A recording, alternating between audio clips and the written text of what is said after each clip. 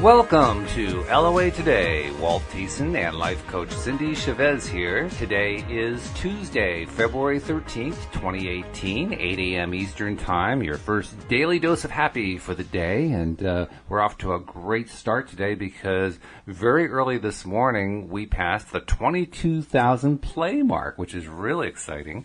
And what's even more amazing, we typically average somewhere around 200, 250 plays a day. And Cindy, we've just started the day. We're already over 300 plays, and we've got like 18 more hours to go in the day or something like that. It's crazy. Wow.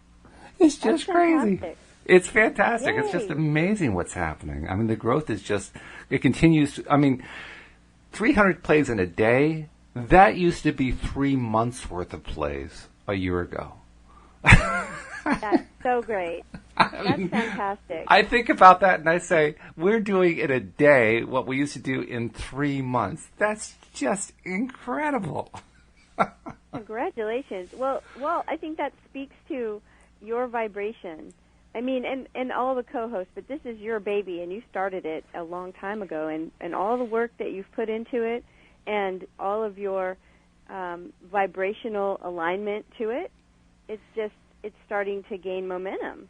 It is, and I thank you very much for that, but I really do have to share the wealth because this latest growth in the last few months would not have happened without you 5 co-hosts. So I am equally grateful to all of you because, I've said it before on each one of the podcasts with each of you, that you all bring incredibly different perspectives and really good perspectives to the topics we talk about.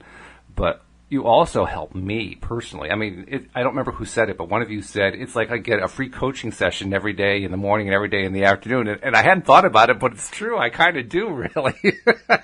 So, it's great. I love it. The fact that this is growing so well, yes, this is certainly a dream of mine that's been going on for quite some time, and it's really picking up momentum. But there is no way this momentum would be happening without you guys. You guys have been fantastic. So I just had to say that too. Well, thank you. It's great for us too. Oh yes, I know it is. So how's your week been? Did you have a good weekend? Yeah, the weekend was great, and then we had Monday yesterday that was a regular Monday, but here in Louisiana, it was actually Lundi Gras, and today is Mardi Gras. Uh-huh. So today's a state holiday for us. You said that before the podcast. I didn't realize Mardi Gras was actually a state holiday. It's a state holiday, and it's so funny because I work for myself.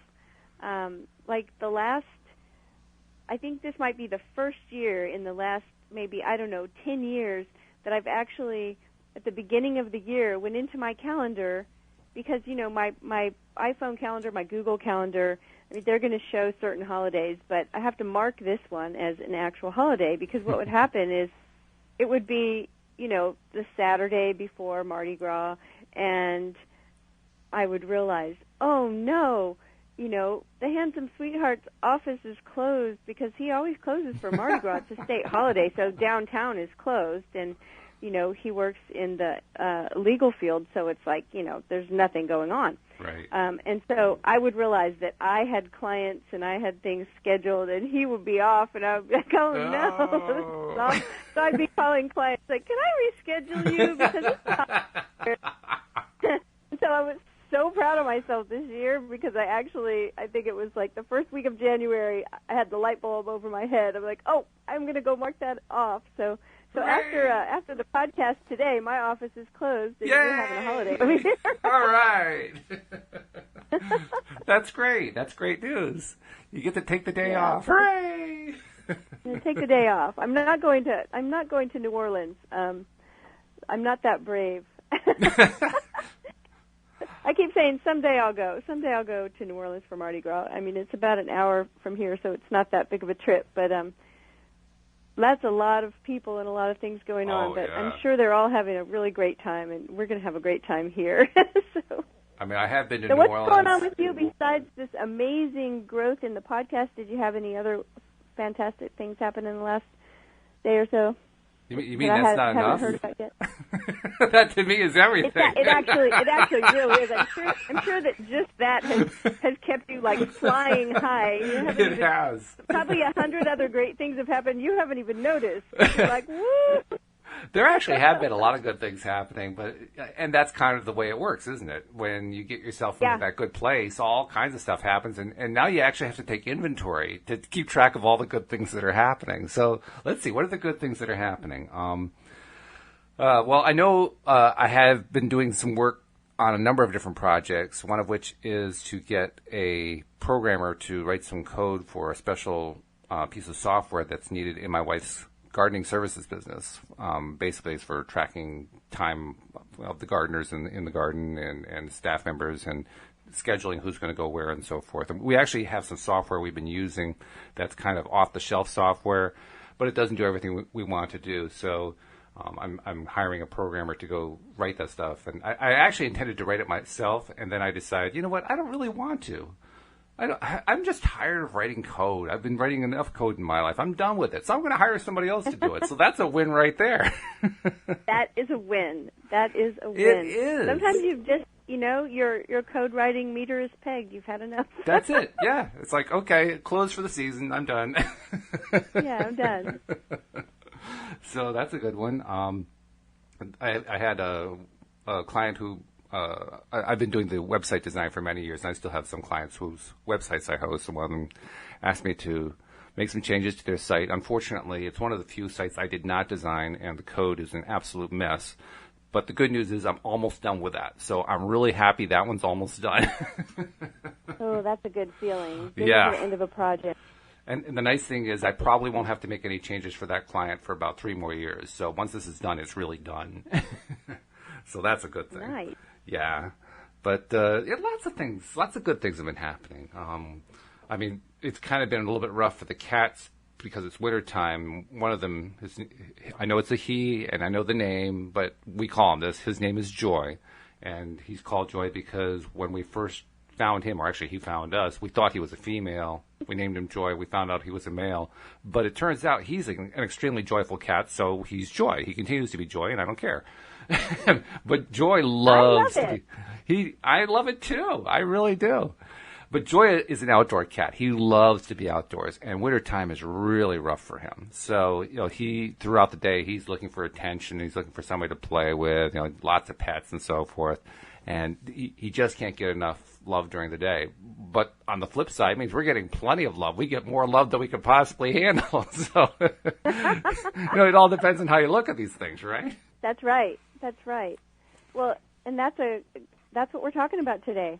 We are. We're talking about love. In fact, we're using an article that you wrote a few years ago called The 22 Ways to Bring Love into Your Life. And I know it's like, 4 or 5 years ago, something like that you wrote it. But do you remember what the impetus was behind that article? Well, I was thinking about this, and I'm not sure and I'm not even really looking at the beginning of the article, so I'm not sure if I even put this in there or not. But yes, I kind of do. There was a couple of things, and one of the things was that, and I might have written another article about this too, but I used to ride a road bike, and we would go out and ride every day, and be riding, on the road on a road bike, and you're going 20, 25 miles an hour at some points, and there's traffic and there's people, and we would ride around the lakes at the college campus, and we would see, so there would be lots of people, lots of runners, people walking dogs, other people riding bikes, and you have to be really on your toes, and I would see usually sometimes young men, a lot of times young women, college-age students riding their bikes, and a lot of times they weren't wearing any kind of protective gear, no helmets, and we even saw somebody on their bike with their phone. Like, have you ever seen someone or done it yourself where you hold your phone with your shoulder, like in an office, like an office phone? Right. So your hands are free? Okay, they were riding their bike with no helmet and no protective gear, and they were crunching their shoulder up with their phone. They were steering their bike with both hands and talking on the phone. That actually doesn't sound very comfortable. Well, it's not very. Yeah, it's impossible. It seems impossible to me, and terribly uncomfortable, and very not safe. No, not at all. And what hit me was that I'm talking to people all the time as a coach and as a relationship coach, and people that are wanting a relationship, people that want to have a love relationship in their life. And I thought about these people that are out riding around, and I know this sounds disconnected, but it does connect. I'm getting there. That they are sending out a message to the universe, basically, that safety is not their biggest concern. Mm-hmm. And I say that because a lot of times what I hear women say is a thing that women often want and want to feel in a relationship is safe.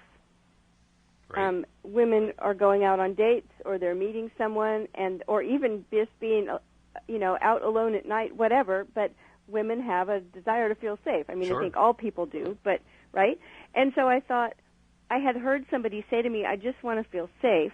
Now they were talking about in a relationship, but it clicked for me one day, riding around and having just talked to a person saying, "I really want to feel safe." And I'm looking at these other people and I'm saying, if you want to feel safe, then you would be valuing safety and you would be putting a message out to the universe that you want to feel safe. And how do you do that? You would be wearing a helmet when you're on your bike. You would be wearing a seatbelt when you're in a car. You wouldn't be texting and driving. Just little things, right? It's like, because we can't say we want to feel safe and then go through life putting out all these messages that safety, not safety third. Right? Yep. It's like, not something I'm really caring about too much. And in the same way, I had those kind of thoughts running through my mind, and I thought, how to bring more love into ourselves, into our lives, we have to start with ourselves first. Because when we love ourselves, we're aligning with the energy of being loved. And so if we want to bring more love into our life, that's where we can start. We can start by making sure that that's the message we're sending out, is that I'm worthy of love, I love myself, I treat myself well, and that's where we start. I think that's where I'm sorry, I was going to say, this is a time of year when that's particularly poignant because, tomorrow's Valentine's Day, right? And I would imagine, right.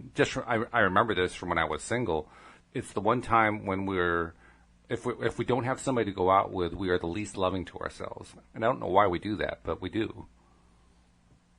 Yeah, well, I think there's a lot of pressure, there's a lot of expectations. I've heard Valentine's Day called Valloween. Halloween. People that are single. Well, certainly in my life, my life early on there was a horror house when it came to a love life, so I can understand it. Yeah, people give little snarky names to Valentine's Day if they're single. And, I think I've talked about this on our podcast before, but of a story of one time, this is probably what really did it for me, the recognition that however I'm treating myself, and a lot of times it's not really conscious, it's just a habit, but that's what's going to start showing up in the world for me from other people as well. And it was the story about the time when the people that I used to meet with a little group. We'd meet every week or so. It was kind of a mastermind, but not a business mastermind. It was more of a personal growth or spiritual kind of mastermind, kind of law of attraction mastermind. We were all law of attraction people. Sure. We would get together. We would talk about our wins. We would talk about, what we wanted to create. And at the time, we would always meet. Sometimes we would meet at someone's house, or sometimes we would go out to lunch, or sometimes we'd just go see an art show or something, and we wouldn't even talk about law of attraction, but we always made sure to meet together. We met together for years. And one day I couldn't go because my kids were sick, 2 little boys, and they were both sick home from school, so I didn't go to the meeting. And at that time in my life, I just deferred to everyone. If someone asked me where I wanted to go to lunch, I would say, I don't care. Let's go where you want to go. If someone asked me what movie I want to go see, I don't care, right? I never had a preference. And so that day, I didn't go to the thing, and we would always decide at the meeting at the end where we wanted to meet next time. And they called me to tell me where we were meeting next time. Now, here's the thing. It was really funny. I was standing there washing dishes. I was talking on the phone. It was a quick phone call. And nothing they decided would have been a no for me. It was all a yes. It was all, yes, sounds great. But inside, I was feeling really angry, and I didn't let myself feel angry hardly ever, and I couldn't figure out, why is this bothering me so much? Why am I so irritable? Why is this bothering me? You know, I didn't say anything, but I said, okay, great, you know, see you next week, and I hung up the phone, and I was just steaming upset. I was just mad, and I thought, why am I feeling like this? And all of a sudden, I realized, well, it was because they didn't even check with me to see if that's where I wanted to go. Of course and all not. of a sudden, I'm telling you, I didn't hear an audible voice, but I heard this message loud and clear, and it said, oh, I'm sorry. I thought you wanted to be last. You always put yourself last, so I just put you last. I did it for you. And I just stood there in the kitchen, like, you know, this was probably 15 years ago, and I remember it like it was yesterday. And it hit me so hard that, oh, my goodness, like, I did this to myself because I never have a preference for anything. So people have now stopped asking me, where do you want to go? They don't even check in with me anymore. Why should they? Right. Well, why was that? Well, this was all on me. I mean, I could point the finger and say, oh, these people are rude. They didn't even ask me. Nobody cared about me. Well, you know what? I put myself there. And so that's what this article is really all about. It's like when you start showing love to yourself, you know, when I started having preferences, boy, after that I decided if somebody asked me a question, I'm going to come up with an answer, even if it kills me. You know, I'm going to dig deep, or I'm going to make something up. You know, I am not going to say I don't care. And so people would ask me, where do you want to go for lunch? I would just blurt something out. I could think, right, just to make something up. But you know what happened is that after I started getting some practice, getting back in the swing of having preferences, I did start having preferences again, and I did start being able to easily answer those questions, and people started treating me differently. Like, I saw the shift really quickly. People started treating me differently very quickly. And so that's what this is about. It's nearing Valentine's Day. If you don't have a relationship, or maybe you wish your relationship was in better shape, here's where you start showing yourself the love on a consistent basis. And so we're going to talk about ways to do that. It's funny, too, because that's usually the last place we go when we're trying to figure something out. You know, why is it we're not in a relationship? Why is it that our relationship isn't happy? Or, you know, any of these kinds of questions. The last thing we look at is ourselves. I don't know why we take so long, but we do. And when we start looking at ourselves, what we usually do is we do it critically, which is diametrically the opposite of what you're talking about doing. You're talking about looking at ourselves lovingly. And interestingly enough, that's one of the most difficult things for a human being to do. It's really true. You know, people start looking at themselves, and the first thing they do is say, what's wrong with me that I'm not in a relationship? Right, exactly. And we know that when we ask, you know, coaches ask powerful questions. Those questions are most often open-ended, right? Like the one I just asked, what's wrong with me? So if I say to even to myself, even in my head, what's wrong with me that I can't find a relationship? My brain is going to start working on some reasons for me. That's right. Oh, yeah. Right? Well, and whether they're there or not, it's like that's the thing, is that we will find what we're looking for. That's the way our brain works. Our brain likes to solve problems. And so we don't want to ask what's wrong with me. I will tell you right now, nothing is wrong with you. Nothing is wrong with you. And so we can start, I like what you said, instead of looking at ourselves critically, looking at ourselves lovingly. And yes, and that's kind of the precursor to this list of ideas, is that and once we start going through the list, hopefully people that are listening you'll start thinking of things you can add to the list on your own. But the not only that, hopefully the people who are listening are also going to want to share it too, because and subscribe to the podcast at the same time, because you're starting to realize this is a pretty good podcast that you've hooked into if this is your first time listening. You don't want to miss any of the others that come down the pike as well, because they're all really good like this. They all really touch home. So if you haven't done it already, take the time to subscribe. You're probably listening right now either to one of the pre-recorded podcasts or to the live podcast. Either way, there are links right there on the webpage where you found us that very easily show you how to subscribe to the podcast. You just click and it walks you through the process, particularly if you have an iPhone. If you have an Android phone like a Motorola, Samsung, Nokia, one of those guys, you usually have to install a podcast app first, but you can find that in the Play Store. Just go to the Play Store, look for Podcast Manager. That's a nice free one. Doesn't cost anything. Download that and then use that to do the search for LOA Today, and you'll be able to subscribe that way. So make sure you subscribe so you continue to get the shows. And then this is the day before Valentine's Day. Good time to share. You want to have somebody come into your life. You want a better situation with your current relationship. Why not share? Tell them, hey, I found this great podcast. You want to listen. This is going to be good for you, too. And we've got all kinds of new links now, Cindy, on the web pages. Every single page has links to Facebook and to Twitter and to LinkedIn and to WhatsApp and to just about every social media app you can think of. So there are no longer any excuses. It's not like it's hard now. From now on, it's real easy. You just click the one that you use. Boom, it takes you right there. You punch in and say, hey, I'm listening to this. It tells you, it already plugs into the URL in most cases so that it links right back. Bada bing, you're done. No excuses. So please, subscribe and share. And by the way, if you are looking for the live show that's going on right now, you're listening to the recording from this morning's show. But if you want to listen to the live show going on right now, you need to go to loatoday.net. You'll be able to listen live, and we're taking live listener calls. So this is a good time to take advantage of the fact we're now doing a Tuesday evening live listener call-in show from 9 to 10 p.m. Eastern Time. Yes, and the reason that this is so important is because energy entrains to itself. So this is why when you're around other people who are talking about law of attraction and who are aligning themselves so that good things will show up in their life, your energy starts to align with theirs. So when you listen to the show, it's an energy lifter. And it's all about alignment, right? We know that. That's right. The law of attraction is all about alignment. So, all right. So ways to bring more love into your life.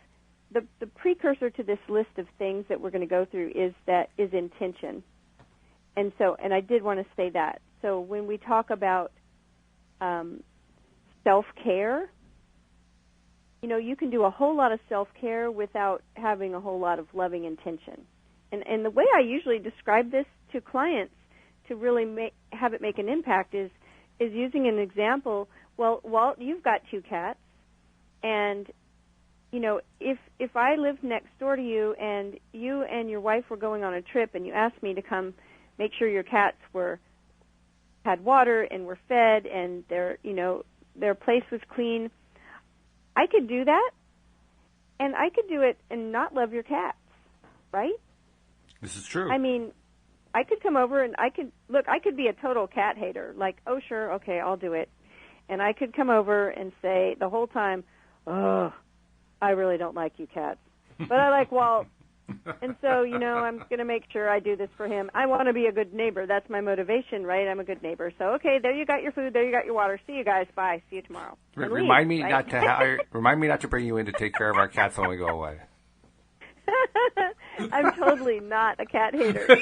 I know you're not. But the point is that when you take care of your cats, you're doing it with love, right? It's true, yeah. Somebody could watch one of my children and just make sure they were fed and not be totally lovey-dovey with them. But when I'm watching my children, I love my children. So it's that with ourselves. I know I talk to people, how are you on your self-care? Oh, I get a manicure every once in a while, and, they start listing things, right, like getting a manicure and getting a massage or, taking the day off. But I want you to do these things with an intention of love. And you can drink a glass of water with the intention of doing something good for yourself, right? Anything that we do, if we have a loving intention and we know I'm doing this because I love myself. I saw the greatest, it was like on Instagram or Twitter or something. It was one of those little memes that somebody did, but it said, it was talking about working out and dieting and that kind of thing, and it said, don't not to do those things because you hate your body. Do those things because you love your body. Yeah, it's a Think very how many good point. people are hitting the gym because they hate their body. Right? Oh, I see it all the time. When I take my daily Yeah. walks, I mean, amazing how many people are running by me or jogging past me with these absolutely pained expressions on their faces. And literally, this is what I think every time. I say to myself, why do you hate yourself so much? You're putting yourself through so much pain. This is supposed to be for enjoyment. What the heck are you doing? Yeah, so loving intention, that's where we are. Okay, let's go. Let's see if we can get, I don't know if we can get all of them, but let's. Well, probably not, but we can start. do what we can, yeah. So, first one I All right, love, too. all right. I love it.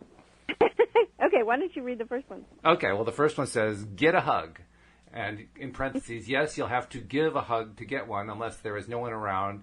And then I want you to just hug yourself. I'm serious. Just wrap your arms around yourself, and with the same level of intention you have when you cuddle a baby, just give yourself a big hug. Not a pitiful, I feel so sorry for myself, no one is here to hug me type of hug. No, just a nice big, you are so awesome type of hug. Smile when you do it. I love that. That's great. Right? So I read something recently, and it said, I believe it was a quote from, now I'm forgetting her name, Virginia Satir, I think was her name, right? Famous family therapist. Okay. But the person said, 3 hugs a day for survival, 6 hugs a day for, no, 3 hugs a day for, survival, 6 hugs a day for maintenance, 12 hugs a day to thrive. And I thought, oh my goodness. Like, I'm in a great, happy, romantic, loving relationship. And I thought to myself, man, 12 hugs a day, I don't know if we're even there. I remember you mentioned it one other time, and I thought to myself, boy, am I living in a deficit. So it's like, okay, there's your reason. Just make sure you get a hug, and if there's no one around, give one to yourself. Okay, the second one is smile. And take a minute to smile at how clever you are.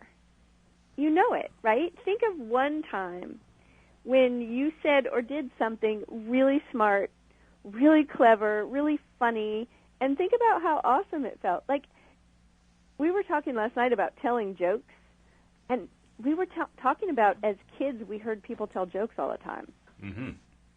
And that I haven't heard anybody tell a joke, like, in a while. Like, I don't hear jokes all the time. But you know when you tell a joke and it lands right, and you get it right, you get the punchline right, Yep. and everyone loves it, it feels so great, right? It does. Right? So that feeling, it's like everybody's had at least one time where they said something smart or clever or funny, and so think about that and just give yourself a smile. I bet, Walt, that I've heard you talk about this before, so I know you've got some ideas about smiling and how it affects the body. Oh, yeah. And laughter. I mean, you mentioned jokes. Laughter is even 25 times more powerful than smiles, which are 25 times more powerful than anything else. I mean, it's just amazing what happens physically in the body. And I got this education mainly from my sister-in-law, Ioana Thiessen, married to my brother. And Ioana is a researcher who is currently pursuing a PhD. I'm not sure what the exact title is. It keeps shifting. I think lately it's biostatistics. But the point is she's done all this research that ties directly into positive psychology and law of attraction in addition to her regular scientific training. And one of the things that she learned is that the body actually interprets laughter in particular, smiles as well, but especially laughter, as a signal to heal. Literally to heal anything that's going on in the body that needs healing. And indeed, there are people who have pursued laughter cures quite successfully simply by focusing on stuff to laugh at all the time. You know, including, there are people who've gotten over cancer. They've actually beaten cancer by laughing every day, which is an astonishing thing. And certainly a lot cheaper than going to the hospital, I can tell you that. But yeah, laughing. Right? And a lot more fun. And a lot more I'd fun. much rather stay here and laugh than Oh, have yeah. Yeah, so you basically, it's a good idea to get out your favorite, you know, your favorite comedy tapes or your favorite funny movies or your favorite funny book or whatever it is that you find most funny in your own experience. For me, it's Robin Williams in an appearance he made on Inside the Actors Studio on Bravo TV. That was, I thought, one of his best appearances for like 10 minutes he was just on. He was just completely on, doing his Robin Williams thing of the flight to fancy and constant shift of attention, and he's all of a sudden on another topic, and you're trying to keep up with him. I mean, it was just brilliant. He did this great thing with the Donna Karan scarf that was just absolutely phenomenal. The scarf is now one of the most famous scarves in the world because of that routine. So, but it doesn't matter what it is. That happens to be my favorite. Whatever your favorite is, doing the thing of just finding that thing and laughing at it, even if you laughed at it before, it comes back. It makes it so easy. And if you're in a bad place, if you're in a place of depression, maybe you're fighting some dread illness and you're saying, oh, I can't ever feel better, I don't know how to feel better, or you're dealing with any other kind of really negative thing, you do sometimes have to jumpstart it. The way to do it, I found, is to take one of your favorite things to laugh at, put it on, and when it gets to the first part that you know you're supposed to laugh at and you're not laughing, make yourself anyway. Do the fake it until you make it thing. And if you do that a few times, you get yourself into gear. And I have found that when I'm in a bad place, if I'm feeling really sick or if I'm depressed or whatever, which fortunately doesn't happen much anymore, but I have certainly been there in the past. And when I've been there and I push myself, all of a sudden I get the laughter wheel going again. And when it gets going, I can feel the stress getting away. It's like melting away, and I can feel the resistances melting away. So yeah, you're right. I'm a complete advocate of smiling and laughing. I think that they're wonderful. Well, and I heard a thing, you were talking about fake it till you make it. I actually was reading somewhere that when we smile, it starts and laugh, but even just the smile starts the brain chemical, the brain chemistry going of the feel-good chemicals, right? Oh, yeah. The chemicals, the brain chemicals that make us feel better and feel happier. And that this is what I thought was so interesting about the research, is that it said even if the smile wasn't real, yes. Even if you were faking a smile, because it's the muscles in your face and in your head that shift, that start, changing when you smile. They actually trigger the brain chemistry. So that's right. Yeah. So if you're dreading Valentine's Day, put on a funny movie. Yes. Yes. And smile at how clever you are and how awesome you are, and give yourself that. In fact, my sister-in-law, Iona, that's one of the things that she was telling me about. She was telling me how researchers can actually visualize through MRIs and various things. They can visualize from the moment you laugh. They can visualize the synapses, the neurotransmitters that start kicking into gear. They can visualize how that passes through the body to wherever any kind of an injury or an illness is, and they can visualize it to the point where they can actually see the healing cells, the white blood cells and so forth, kicking into gear in that area. They can actually follow all that visually, which is just amazing when you think about it. That's amazing. That is incredible. and the thing that goes along with it is the entire process starts within 90 seconds of you laughing.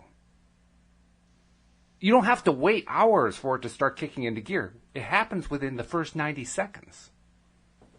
So we are such powerful beings. It's really incredible. Wow. Yeah. Okay. Whew. All right, this next one. Read some fiction. I have a reason why I put it on this list, and that's because apparently, I don't know, sometimes I will ask somebody, usually when I'm talking to somebody who is frazzled from overworking, and that often includes overcaring for everyone else, right? And I will say, do you read fiction? And they'll say, no. They always say it like, what do you mean? Do I read fiction? Of course not. And why? Because they're looking at it as it would be a waste of time. Like, I have all this stuff to do. When do I have time to read fiction? Right, yeah. And it made me realize that reading fiction, why do we do it? It's for enjoyment. That's why. It's a treat. It's relaxing, it's enjoyable, and that's why we read fiction. And so let yourself read some fiction. I put that on the list, and I realized that something I've realized about myself is that I sleep better if I get away from screens, yes. cell phones and computer screens, TV screens, just screens. After about 9 o'clock at night, I try not to be around them, and even earlier if I can. And so I started reading, before I fell asleep for like an hour. And here's what I noticed that I thought was interesting. I sleep much better if I spend that hour reading fiction. That's interesting, yeah. And I love to read stuff that's not fiction. Mm-hmm. But somehow it always gets connected to, I think, to my work life in some way. You know, if it's a business book, it's going to be connected to my work life. It's a personal growth book, even a law of attraction book, right? Sure. All of these things, because I'm winding them into, ooh, how can I use this when I'm coaching? And how can, you know. But fiction, it's not connected to my work life, and I sleep better. So it's something nice you can do for yourself. And it's kind of your own private world when you're in a book, right? Yeah, it is. Yeah. And it's a way of kind of screening out other stuff that you need to screen out, that you need to kind of block so that you can relax enough and start doing the deep breathing so you can actually fall asleep. Yeah. So, Walt, talk about number 4. This one always reminds me of you. Yeah, okay. Number 4, go for a nature walk. And while you are out there spying out singing birds, beautiful flowers, big blue skies, majestic trees, recognize what a fabulous part of nature you are yourself. We are made of star stuff, you know. And then go back and repeat number 1. Get a hug from yourself. I like that. That's very good. And in fact, those are the exact things I like to appreciate. I don't think of my walks as nature walks, but they really are. And those are the things I do. I pay attention to the birds and the flowers and the skies and the trees and even the other people, because what happens over time when I'm doing my walks and I'm playing my positive music list on my iPhone, they start smiling at me, and I don't know why. And then I realize, oh, I must be smiling. Because you're smiling. That's right. There's a lot to be said for a spontaneous smile that you don't even know you've got going on, right? It surprises you. I mean, and here's something that's really important, particularly for someone who's feeling lonely leading into St. Valentine's Day. And that is, you want to attract somebody else. I don't care if you're a female or a male. It makes no difference. Smile at people. People love to be smiled at, particularly if you have a long history of not smiling at them, and then you smile at them and it's a really genuine smile. They just turn into entirely different people. Like the first few times you get these looks like, is there something on my dress? Is there something on my collar? What did I do? Do I have something on my face? Did I forget to wipe something off from lunch?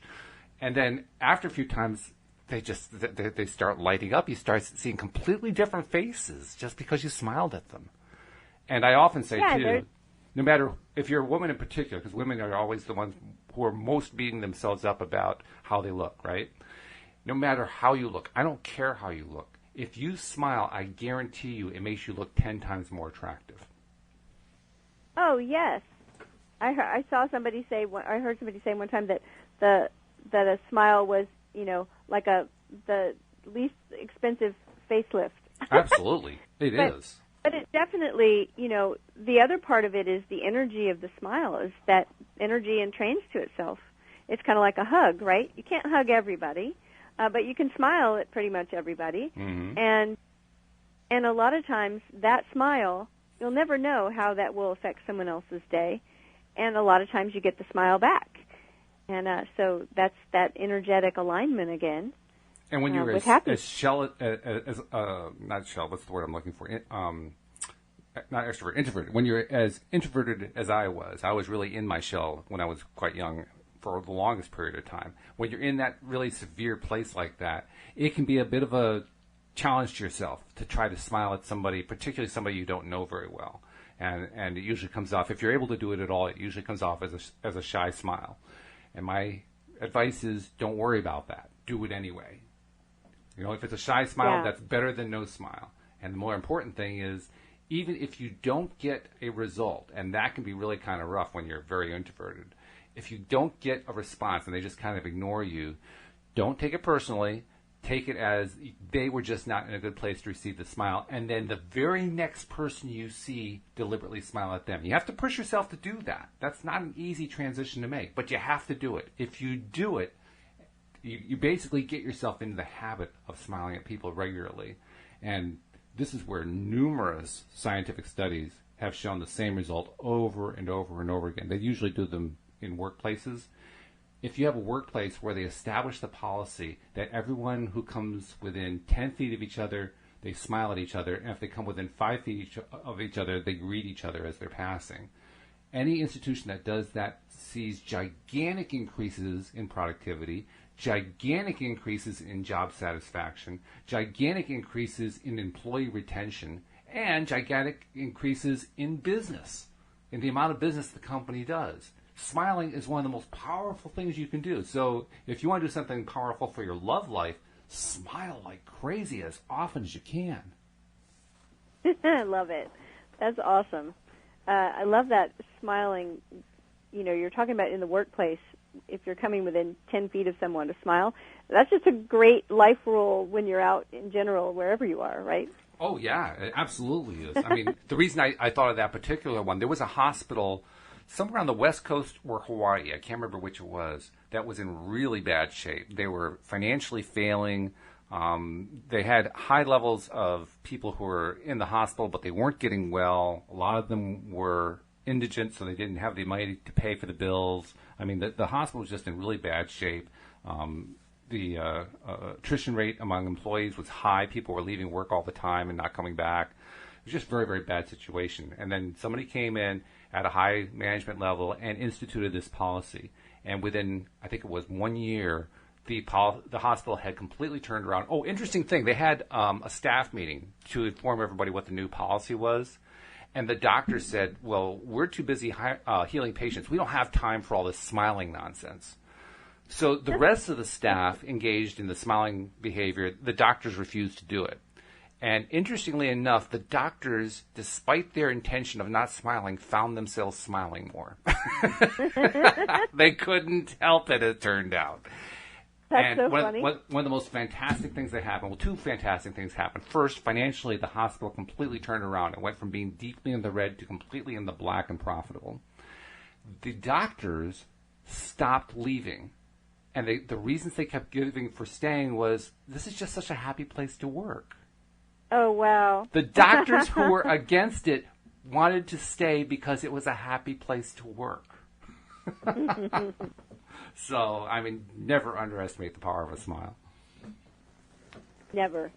I'm going to be smiling a lot more today just because of this conversation. I'm smiling right now. I know.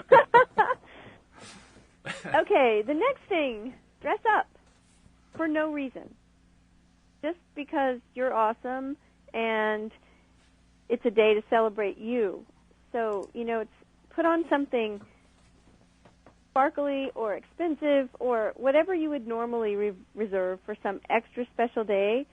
Good perfume, good cologne. If you're a woman, red lipstick. Or maybe if you're a man, red lipstick. I don't know. These days you never know.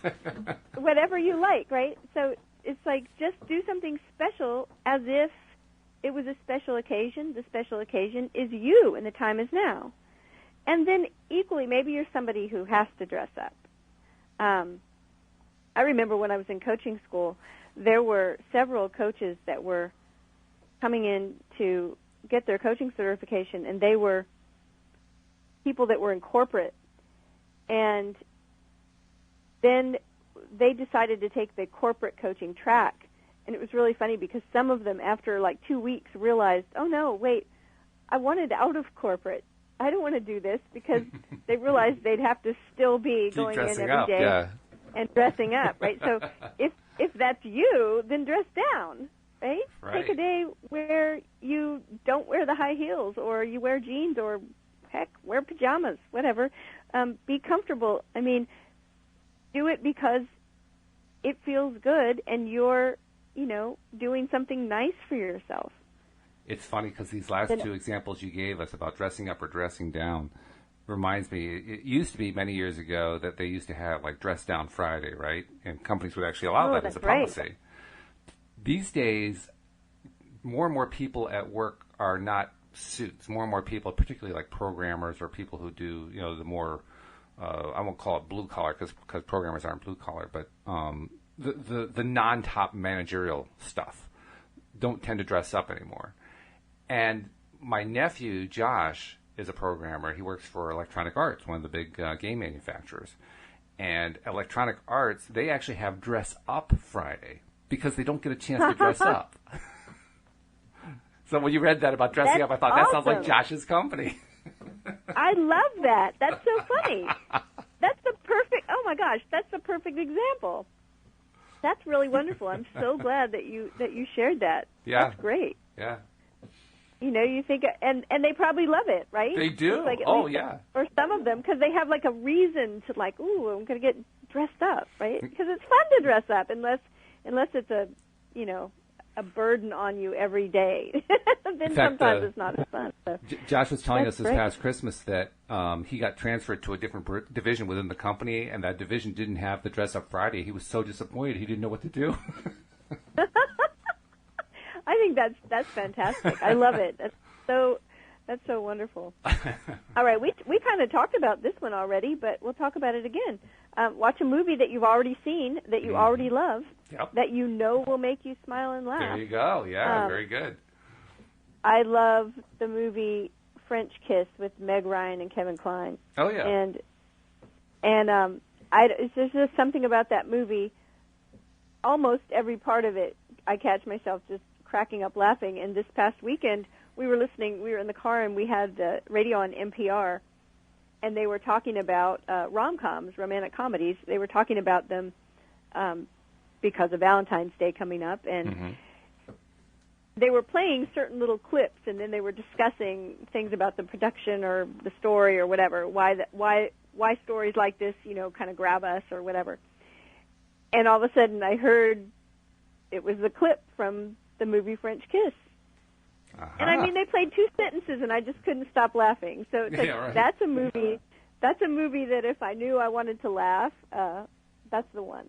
That's good. So I guess we probably all have those, you know. Well, it's good to know what the go-to movies are, because when you know what the go-to movies are and you're in a bad place, now you know what to reach for. It's good to actually have a conscious, like even make a record of it, write it down somewhere, so that when you're in that bad place, then you can say to yourself, stop, I have to do something that feels good. Let's see, what's my favorite movie to watch when I need to feel good, when I need to laugh? Oh, yeah, it's, and fill in the blank. Well, and the thing about it, one of the reasons why I wrote it is I have 2 sons, and they're grown now.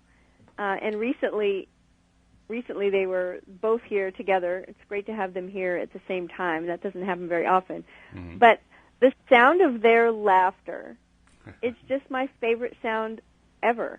The sound of someone I love laughing is one of my favorite sounds, and it just never gets old. And so I was thinking about us loving ourselves, listening to our own laugh, and recognizing how nice that sounds. Oh, yeah. And so if you listen, if you watch a movie that makes you laugh, pay attention. And it's kind of like a wheel that keeps turning, right? It's like you're smiling and laughing at how nice it is to hear yourself smile and laughing. So it can be just keep going and going. It also helps your significant other when you're in a relationship, because my wife, Louise, has remarked a lot recently, particularly over the last few months, how much more I'm laughing than I was before. And that literally has happened since we expanded the number of podcasts and brought you and Tom and Wendy on board.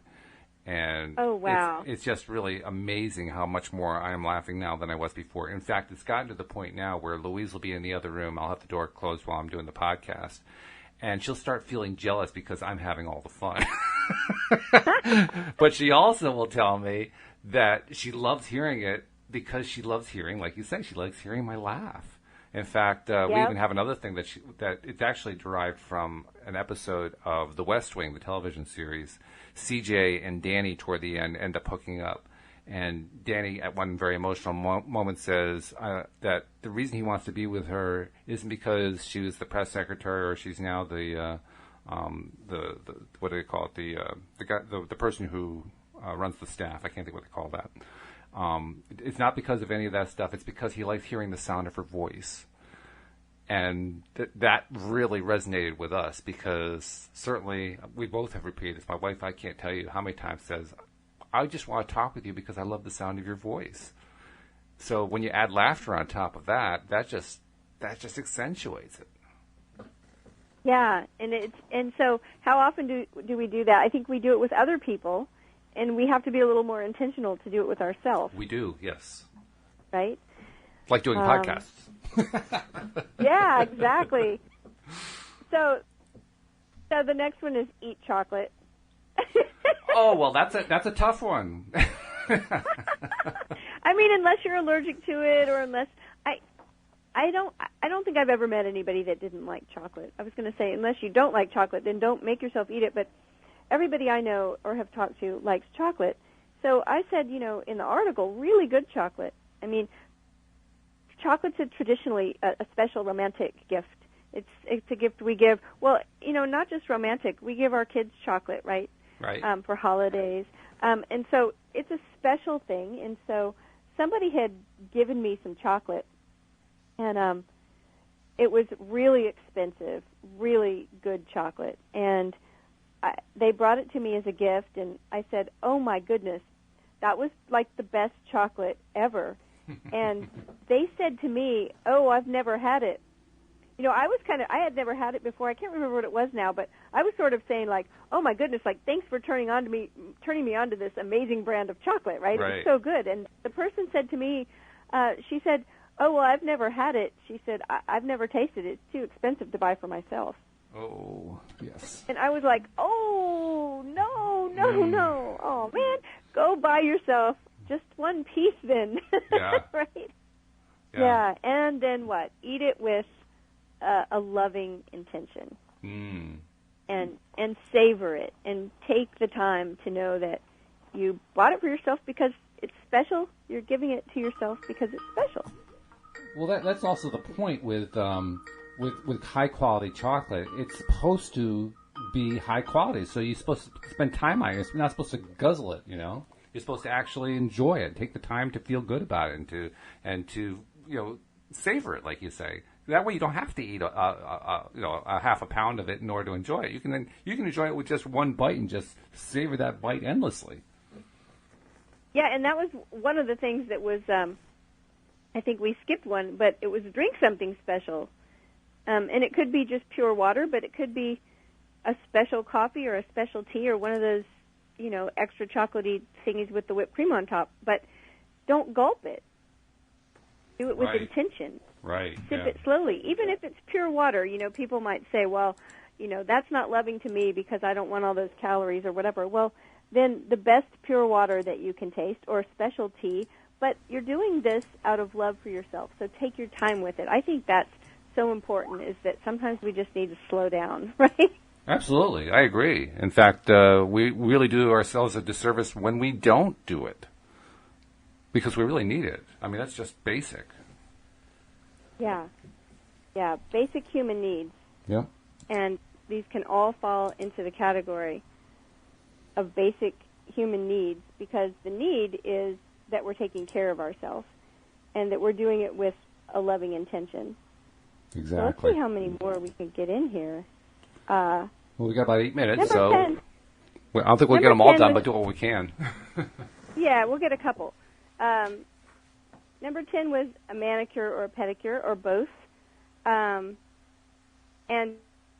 places where people may start saying it's expensive. And so I just said, well, just give it to yourself. Give yourself a foot rub. Mm-hmm. Give yourself a hand massage, right? Because our hands and our feet really do so much for us. They do a lot of work, hard work for us, standing and walking and working. And so I think it's nice to be thankful and give our hands and feet some love. It's very important, and the fact is that it isn't just for women. I mean, I'm not suggesting that a man get a manicure or a pedicure because I know that for myself I could care less about that. But I can give a real strong testimonial in favor of going to a spa and getting a massage. That is just wonderful. I don't care what sex you are. That is just relaxing. It puts you so much at ease. You walk away, you say, where did all the stress go? Well, it's really worth it. It's a big part of physical therapy. Yes, true. Like, if you're in physical therapy, massage is probably going to be part of it. And so it is a very important thing that we can do for our health. Very true. Okay. Yeah. The next one I had, look into the mirror. Now, this is really hard for some people. It's hard for me. I know this one already, and it's like I've tried this, and looking there is really difficult. Yep. Look into the mirror. Take a deep breath. Look directly into your own eyes and say, I love you. Say, I love you so much. You're so amazing, just the way you are. Thank you. Namaste. Namaste is a Sanskrit greeting that we hear in yoga all the time. At the end of the yoga class, the teacher may say, Namaste. It literally means, I recognize the divine light that is within you.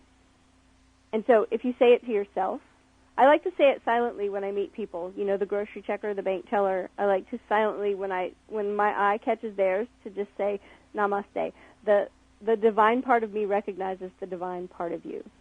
But the thing about this mirror work, looking into the mirror, I went to the hobby store, and I bought a chalk marker, which you can buy for a few dollars, and it can write on glass and mirrors, and it will come right off if you need to take it off. It won't hurt the mirror.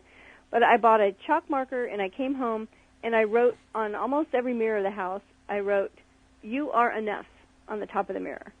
Oh, that's And good. we have an oval mirror in our kitchen, and I wrote, you are enough on the top. Or I wrote, I am enough on the top, and you are enough on the bottom. Mm-hmm.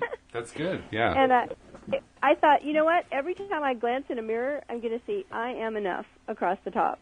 And I did all the mirrors, but I didn't do the ones on the Handsome Sweethearts side of the bedroom. And he came home that day, and he saw the mirrors, and he said, oh, you didn't do my mirror.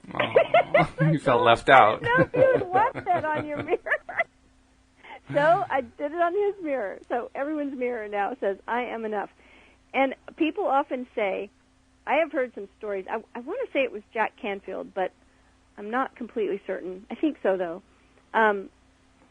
That he started doing mirror work like this, and that in 30 days, all of his negative mental chatter had just completely stopped. Wow. And so I know it's really hard for some people to do this. It feels weird. It's like, it feels weird. But after a while, it gets easier. And I think that your subconscious starts picking up the message and saying, okay. Well, something you included there, you said the word namaste, this Sanskrit word, mm-hmm. and then you read what it meant. I recognize the divine light within you. You are full of divine light. Believe it. And as soon as you read that, I realized that's why I have trouble looking in the mirror. I'd never thought about it this way before. But when I look in the mirror, my first reaction is to giggle and look away. And I'm realizing the reason I'm giggling and look away is, when I don't giggle and look away, it's because I'm feeling down, and so I'm just seeing in the mirror as somebody who's feeling down. But when I smile, like you're suggesting, when I even try saying I love you, which I rarely try, but occasionally I try to do it. As soon as I say it, I giggle and look away, and I know now why. It's because I see that light. That's what I'm seeing. And it's like overwhelming, and I'm not used to it. So I have to look away because it's blinding and it's too uncomfortable. Like, oh, God, I'm in the light. I'm in the spotlight. Yeah. Yep. It's like we're not used to it. That's right. It doesn't feel right to us. It feels weird. It doesn't feel comfortable. It feels awkward. But we can practice. Then it doesn't feel so awkward. That's interesting, though. If Jack Canfield, who I respect immensely, said that after 30 days his self-talk completely changed. Now, I've done a lot of work to change my self-talk, but I certainly would love to change it even more. That actually gives me enough incentive to try. Yeah, I'm going to find out for sure. I have a friend that worked, and maybe still does, for years with Jack Canfield. Oh. And I keep thinking that she's the one that told me that story, so I'm going to find that out. But, Louise Hay was a big proponent of mirror work, and she talked about it a lot too. Okay. So I'm not sure if we've got time to keep going. Actually, we don't. We're down to our last minute. Now that you mentioned it, I'd forgotten that. That's what happens with these shows. It's just like all of a sudden, boom, it's gone. Where'd it go? But it's been great. We will see you all next time here on LOA Today. Goodbye, everybody.